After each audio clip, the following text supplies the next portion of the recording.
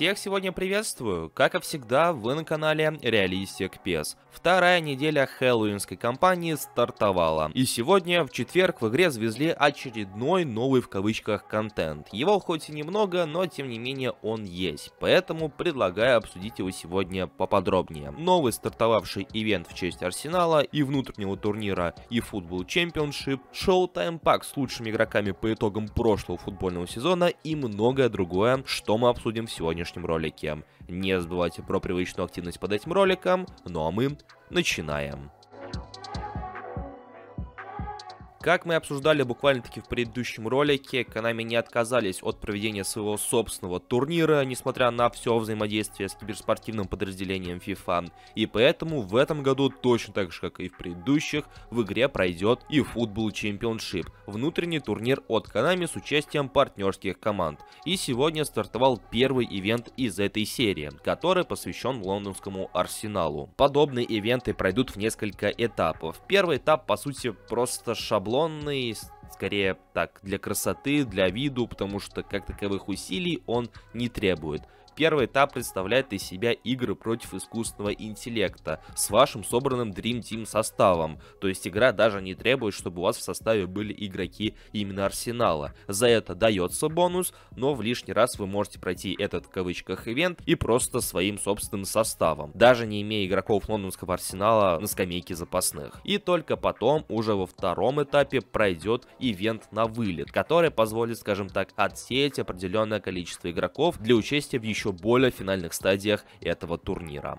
На этой неделе прошло вручение Золотого Мяча. Касаемо его результатов, еще долго будут идти споры, насколько произошедшее получилось заслуженным, незаслуженным, кто прав, кто виноват. Но факт остается фактом. Золотой Мяч вручили, а в игре появился соответствующий набор с обладателем Золотого Мяча и с другими игроками, которых признали лучшими по итогам прошедшего футбольного сезона. И если в прошлом сезоне нам раздавали бесплатную карточку Лионеля Месси за его очередной Золотой Мяч, поскольку он амбассадор этой игры, то в случае с Родри, который и стал обладателем ЗМ, мы получаем отдельный пак и необходимость крутить его соответствующую карточку. Помимо испанца, также в главной тройке этого пака представлены Винисиус Джуниор на позиции левого нападающего и, что самое интересное, Джуд Беллингем, который представлен в качестве центрального полузащитника со стилем от штрафной до штрафной, хотя отсылка идет именно на предыдущий сезон. Поэтому, наверное, имело бы место быть позиция центрального нападающего у Винисиуса и позиция атакующего полузащитника у Джуда Беллингема, несмотря на то, что, по сути, они вернулись вот к этим позициям, то есть ЛН и ЦПЗ, уже в этом сезоне. Ну, как бы пак посвящен, по большей части, прошлому сезону. Не знаю, насколько сильно необходимо крутить этот пак, несмотря на то, что игроки, достаточно сильные в нем представлены, но стоит держать в уме, что это далеко не первое и, скорее всего, с учетом подобного положения дел, не последнее их появление в подобных именно Showtime паках, потому что Джуд Беллингем, если честно, я уже сбился со счета, сколько раз он появлялся в Showtime наборе. Он был от игрока сборной, он был в качестве игрока Реал Мадрида, причем несколько раз, по-моему, в то время как Винисиус Джуниор появлялся в конце прошлого сезона, а если быть точнее, то еще летом, по-моему, когда Konami подводили итоги по чемпионатам, и как раз-таки он появлялся в паке по Ла Лиге, как раз-таки в качестве центрального нападающего. Да и Родри, по-моему, да, Родри тоже был в подобном паке, и вот его очередное появление. Поэтому, по сути, этот пак просто тот же самый старый контент, не побоюсь назвать это именно так, просто в новой обертке и с двумя бустами.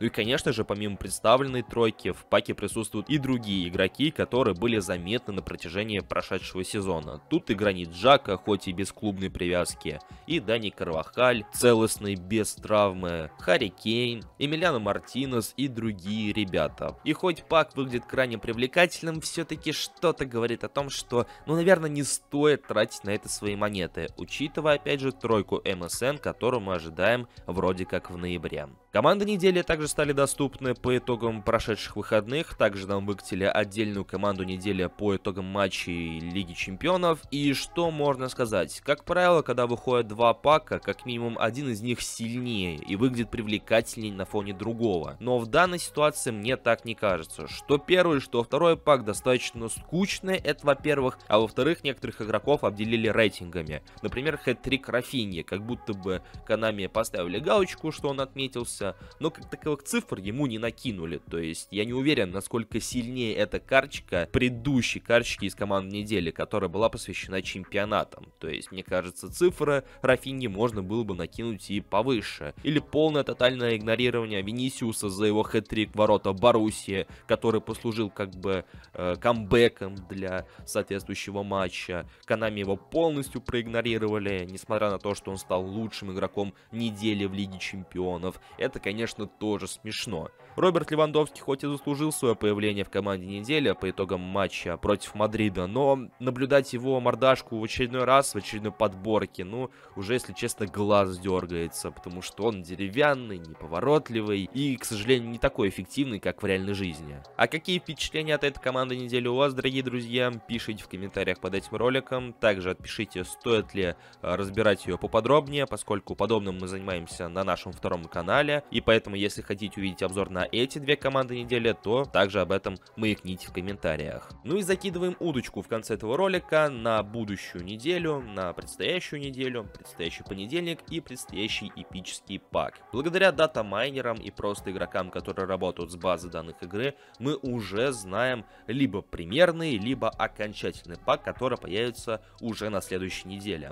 Это появление новой версии Йохана Кройфа времен игры за Аякс. Также это новая версия Христа Стоичкова и Франческо Тотти на позиции атакующего полузащитника. Крайне вкусный и привлекательный набор. В первую очередь из-за Йохана Кройфа. Особенно если у вас, точно так же как и у меня, нет его карточки. Но не знаю, как в случае с вами, но меня отпугивает тот факт, что у него вроде как будет стиль оттягивающийся форвард. А я не очень люблю подобный стиль у центральных нападающих.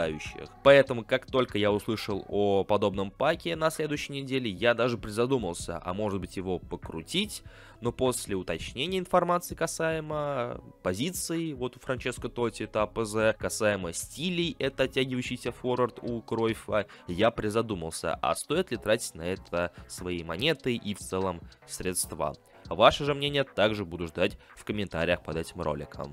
Вот такой вот у нас выдался четверг. Уже на следующей неделе кампания, посвященная Хэллоуину, подходит к своему завершению, поэтому доигрываем эту неделю и с придыханием ожидаем следующей. Какую же новую кампанию Konami выкатит в следующий раз. Ну а сейчас не забывайте оставлять свое мнение в комментариях, поддерживайте этот ролик своими лайками, а канал подпиской и колокольчиком. На этом же у меня все. Я всех благодарю за просмотр и вашу проявленную активность. Удачи в матчах, удачи с наборами, если вы будете их крутить. И, конечно же, приятной игры настолько, насколько это возможно. Всем пока.